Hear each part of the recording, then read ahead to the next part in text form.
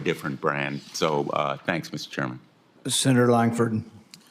Mr. Chairman, thank you. Thank you to all of you for the work that you do on this. To go back to the dollars and cents of what Senator Blumenthal was talking about, in 2022, I was at the Rio Grande Valley and asked some of the Border Patrol folks there, how much do the cartels make just trafficking people in this region?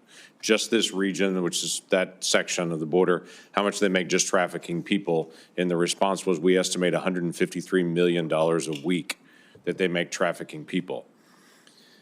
The open border policy that happened in the last 4 years has facilitated incredible financial gain for the cartels. When they were making $153 million a week, moving people through at the highest numbers they possibly could, that facilitated this. In addition to that, other criminal organizations around the world saw how much money the cartels were making, and they wanted a piece of the travel agent money.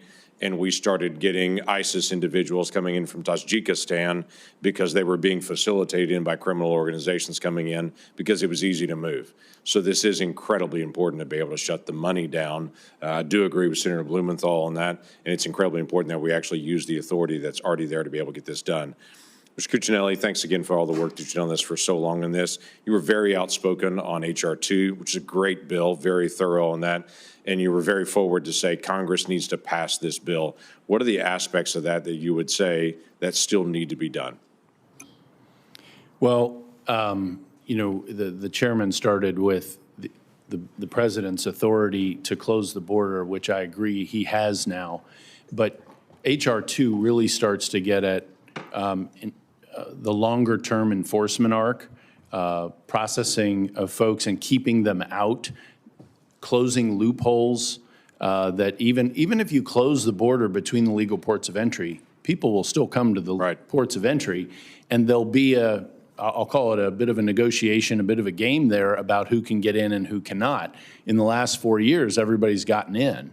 And you really need to give your OFO officers in those ports of entry the legal tools to turn people away, anyone away who cannot demonstrate a then current basis to be in the country. Right. And H.R. 2 really advanced that.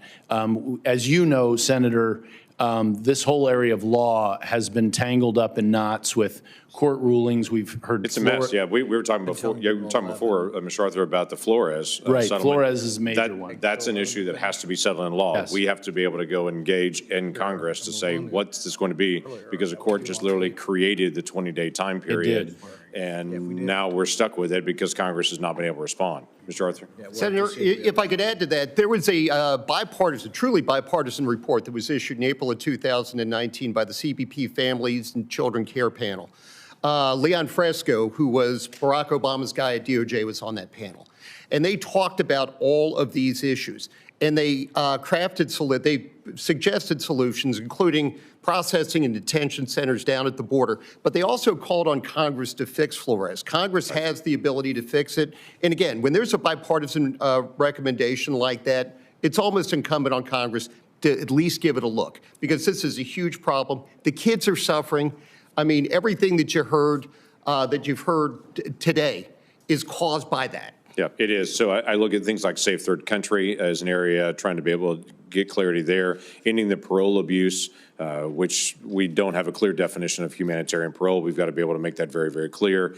Dealing with a Title 42-like authority for emergency moments to say when the cartels hold a bunch of folks and they rush a border patrol station or an area at that point, what to be able to do on that. TVPRA, Flores, all these different areas. These are areas that Congress has got to be able to act on and provide clarity, because courts are going to define it in different ways, and the rules are even different in Texas than what they are in California or in Arizona based on different court actions. And so we've got to be able to have some clarity on this, and that's an area where Congress has got to be able to act.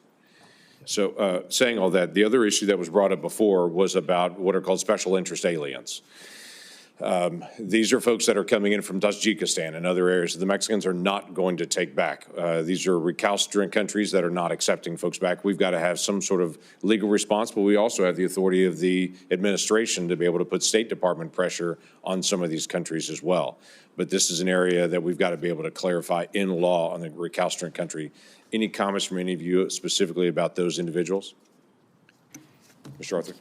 Senator Lankford, when I was the chief of the National Security Law Division at INS, I worked for Janet Reno.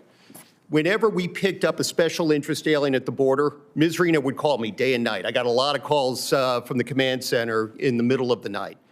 Today, those individuals are being released into the United States, are being processed by line border patrol agents. This is a completely ridiculous situation. We've heard FBI Director Chris Wray talk about every light is blinking.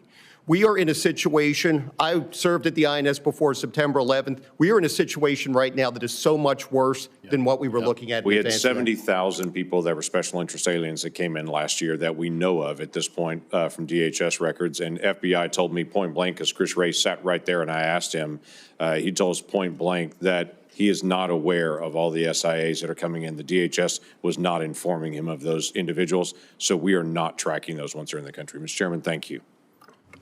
Senator Kim. Thank you, Chair.